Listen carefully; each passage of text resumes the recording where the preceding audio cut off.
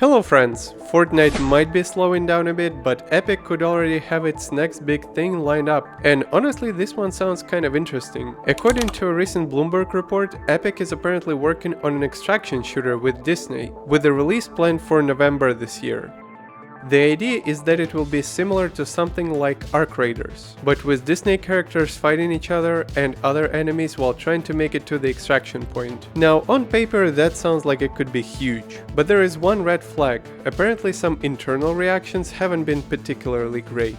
Bloomberg says several current and former employees questioned how original the gameplay really feels, which is obviously not what you want to hear this early on. It also sounds like this won't be a one-off. Supposedly Epic has plans for at least 2 more games in this partnership, and honestly I think this could be massive for Epic, if they do it right.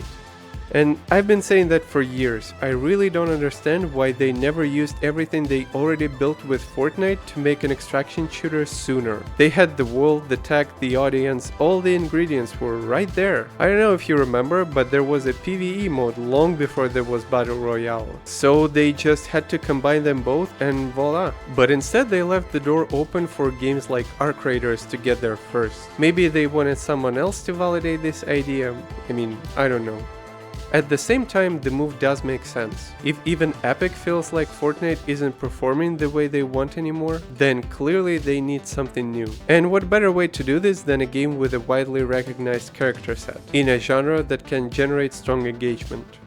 What I'm still not clear on is whether this is a completely separate game or something tied into the Fortnite ecosystem, because that part really matters. Also, if they just rush it out just to get attention back quickly, it could backfire really hard. And unless they find a real way to separate it from Ark Raiders, I do have to ask, what's the actual hook here? I doubt that the majority of people who play extraction shooters are going to jump over to them just because they can play as Iron Man or Mr. Incredible. But I won't lie, this is interesting. And it is the most curious I've ever been about anything Epic has done since the release of the original Battle Royale. How about you? Would you play something like this? While everyone's focused on Marvel's Wolverine, it looks like Insomniac may already be cooking up the next Spider-Man. This comes from a now deleted Instagram post by Ben Jordan, the face model for Peter Parker in Insomniac's Spider-Man games. He posted an image of himself doing motion capture work with the caption "If you know, you know" and a spider emoji, which really doesn't leave much room for interpretation. Of course, the post disappeared pretty quickly, which probably tells you everything you need to know. Somebody definitely got a phone call after that.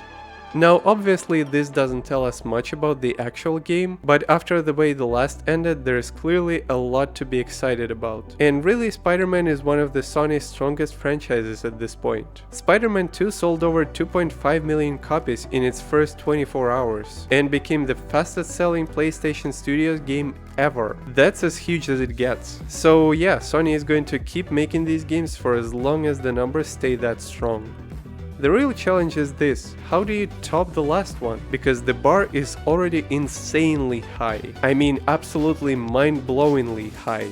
And with expectations like this, improving on a formula that already works this well is not easy at all. And if anything goes wrong, all this work of building a brand like this could be for nothing. So yeah, I guess no pressure, right? But before any of that, this year belongs to Wolverine, of course. So Starfield got new content with Terran Armada and free lanes, and so far it really doesn't look like it's helping. Neither the free expansion nor the story DLC was meant to completely reinvent the game, but Bethesda clearly pushed both pretty hard. The goal was obviously to bring players back and maybe even pull in someone new too, but that doesn't seem to be happening. Since launching on April 7th, the DLC has already landed mixed reviews, and the player numbers aren't exactly inspiring confidence either. According to Steam charts, the game only climbed to a little over 30,000 concurrent players over the opening weekend. For a huge AAA game that launched with numbers many times higher than that, it's honestly pretty rough. So yeah, at least right now this isn't bringing Starfield back to life. If anything, it just confirms that the game is not doing well. And I keep saying this, I just don't see this game making a real comeback without something way bigger. Like a full relaunch or some kind of multiplayer or social system that gives people a reason to keep coming back. And even if we talk about the original launch numbers, that was pure curiosity. People showed up because it was Bethesda, it was new and they wanted to see what it was. But But once they actually played it and saw the issues for themselves, most of them moved on, and I don't blame them. That's the real problem. This kind of continued support can work for a game that still has momentum, but Starfield lost most of that momentum a month ago, and now it kind of feels like they're just pouring resources down the drain. Honestly, I'm about 90% convinced that sooner or later either Bethesda will quietly shift focus or Xbox leadership will step in and do it for them, because if not, then apparently everyone involved is just allergic to money.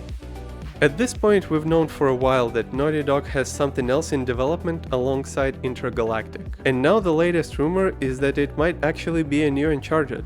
This comes from Insider Gaming, which recently shared claims pointing in that direction. And to be fair, this isn't completely out of nowhere. They also mentioned earlier that the director of Uncharted: The Lost Legacy had previously posted an interesting Instagram image that looked like research for a possible new setting. Now again, none of these speculations are official. Naughty Dog still hasn't said a word about what this mystery project actually is. That said, if it is Uncharted, I'll be honest, I'd be a little disappointed. But then again, I'm very biased. I'd be disappointed not because Uncharted is bad, but because I still really want Naughty Dog to keep pushing The Last of Us forward. Even if they don't want to continue Ellie's story, there is still so much they could do with that world. They could explore the early outbreak, show what happened in another part of the world, or even follow up with Abby in some kind of epilogue. But to be fair, from a business point of view, both franchises make a lot of sense. They have both been huge for Sony, so at that point it probably just comes down to timing, considering which The Last of Us might make even more sense, because of the HBO series. If Season 3 is coming at some point, that's a massive media beat. It'd be the perfect time to have another project line up. And with Naughty Dog is basically out of remasters at this point, they won't be able to pull another one over on us. But whatever this project turns out to be, I doubt we'll hear about it anytime soon. At least not until Intergalactic gets a lot closer to release. Also, quick thing, if you don't know who I am, my name is Alex, I'm a game producer and I'm here to help you get caught up on everything that's going on in the video game industry. Moving on to Bloober Team, which is seriously busy right now, like maybe a little too busy. According to the company's CEO, they currently have 7 horror projects in the works across different teams and publishing pipelines. That includes 2 major titles being developed internally, plus a bunch of other projects through Broken Mirror Games and other branches.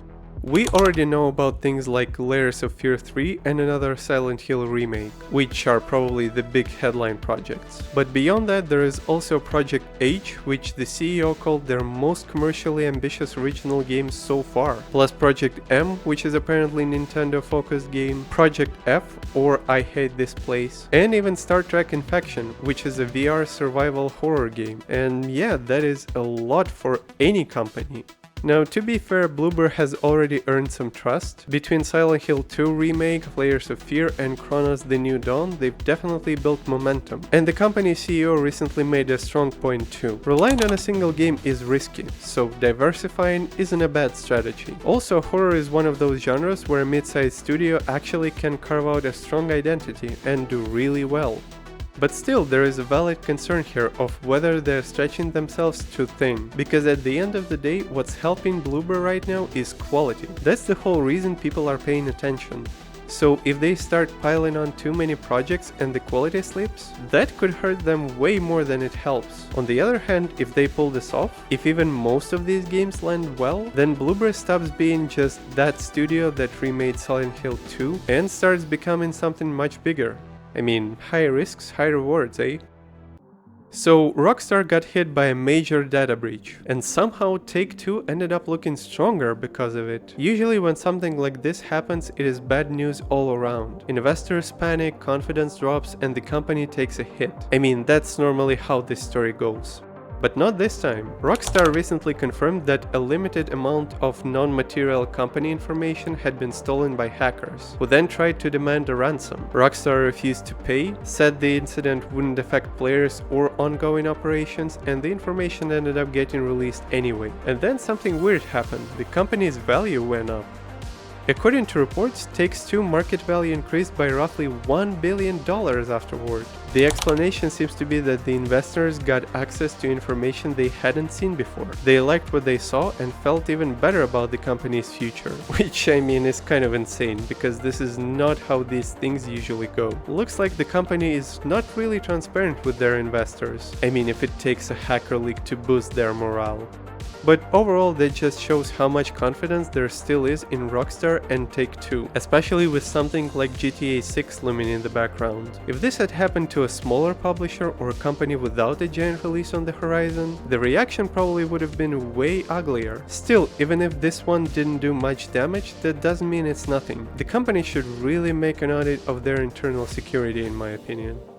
And lastly, a rumor started going around that Fable might miss its planned release window because of GTA, and Playground wasted no time shutting that down. According to IGN, the rumor came from Jeff Grubb, who said Xbox and Playground might be nervous about launching Fable around the same time as GTA 6. The speculation was that the game could slip into December 2026, or maybe even later. But pretty quickly after that, the developers responded on X and reconfirmed that Fable is still set for autumn 2026. Now, maybe there was some internal concern at one point, but at least publicly, they're making it very clear that nothing has changed. And honestly, I don't think they should be so worried about GTA 6 anyway. I mean, yes, timing matters, of course it does, but these are very different games aimed at pretty different audiences. I really don't think Fable lives or dies based on whether there is an empty slot on the release calendar. What matters more is whether they can successfully bring this franchise back in a modern way after all these years. Can they make it feel fresh? Can they win over a new audience while still satisfying people who loved the old games? That's the real challenge. Because if the game is genuinely great, if previews are strong and if player reception is good, then it can survive anything, even a crowded release window. And honestly, people like me who are excited for Fable are going to play Fable, even if GTA 6 is right there too. And that's all I have for you guys today. Let me know what you think about a potential extraction shooter from Epic. Are you looking forward to Spider-Man 3? And what would you rather play, Fable or GTA 6? As usual, if you want to know more, all links are down below. And of course, clicking the like button helps this channel a lot, and I personally highly appreciate it. Thank you for making it this far. And with that, Alex is signing off for today. Cheers!